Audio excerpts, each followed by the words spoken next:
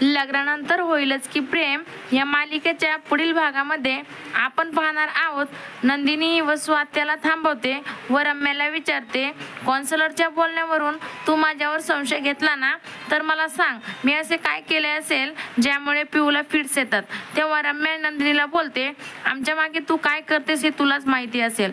रम्याचे असे बोलणे ऐकून पार्थला राग येतो व तो रम्याला ओरडतो आणि बोलतो, नंतर तू एकही वेडावाकडा शब्द बोलणार नाहीस. आणि बोलतो, नंदिनीने जर पिऊला काही केले असते तर पिऊ ही नंदिनीच्या जवळ गेली नसते आणि घाबरली असते. हे सगळं जीवा बोलत असताना वसु आत्याला आठवते की आपण पिऊ जवळ गेल्यावर पिऊ घाबरते. आणि जीवा हा रम्याला बोलत असताना वसु आत्यामध्येच बोलते, जीवा शांत हो, तू तरी आरडाओरडा करू नकोस. आता पुढील येणाऱ्या भागामध्ये रम्याचं आणि वसु आत्याचं सत्य माहीत होणार का नंदिनीला, हे पाहणं अतिशय रंजक ठरणार आहे. असेच नवनवीन अपडेट्स पाहण्यासाठी आमच्या चॅनलला सबस्क्राईब करायला विसरू नका आणि व्हिडिओ आवडल्यास लाईक आणि शेअर करा. धन्यवाद.